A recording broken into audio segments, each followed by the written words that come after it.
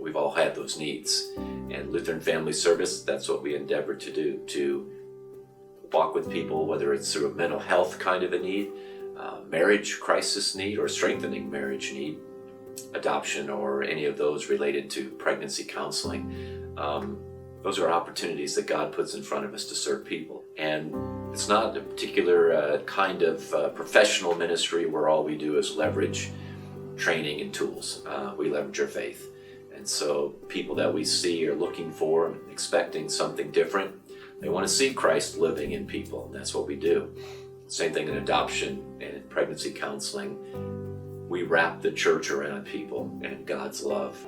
My clients and the clients of other counselors will be able to say that they are able to come to a place, to a person who's non-judgmental, who is faith-based, who can work with them on directing their lives according to the way that God would have them direct their lives, who are there for them regardless of mistakes that they've made, and are able to help them see that God is with them always, no matter how difficult their situation, that their faith can help get them through.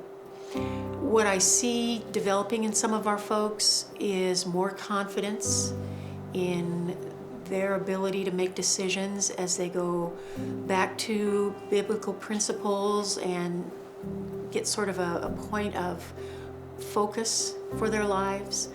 I see them becoming less angry and more interested in doing and behaving in the way that God would have them behave towards each other as spouses, towards their children, towards other people that they have difficulties with. I think that the bottom line of what we try to instill in our folks is hope.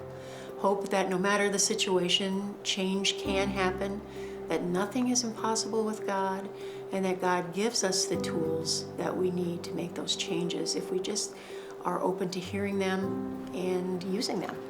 The work that we're doing, especially in pregnancy counseling, is it's a time of crisis, of anguish, of real decision making for a person as to what are the next steps and how are they going to prepare themselves for those steps. And when we're in that type of a relationship, it gets it gets to be a strongly bonded relationship very quickly, because we're working on some really deep issues. And that kind of support in a time of crisis can really change a person's life into even questioning why would there be someone out there that wants to assist and help me in that way, and being able to be the light of Jesus during that time for clients who will receive it is a beautiful experience and can change their lives forever. It's not only those folks that we touch directly, which are thousands over the year, but those folks whose lives are changed and then they touch others through the congregations that we bring a message to, and the hundreds in the pews. We also provide wraparound or additional services for pastors as they do their own ministry, in particular counseling with parishioners or others as they get into situations that perhaps are beyond their training or are beyond their comfort. They call on LFS, and that happens numerous times a year, and we're part of their counseling practice. So we continue to serve the church directly. It's just pretty phenomenal the way that God continues to expand the scope of those we serve and how we do it. I really look at this very broadly and say, when we're a voice in the public square, we're walking with all those unborn children who are vulnerable to abortion.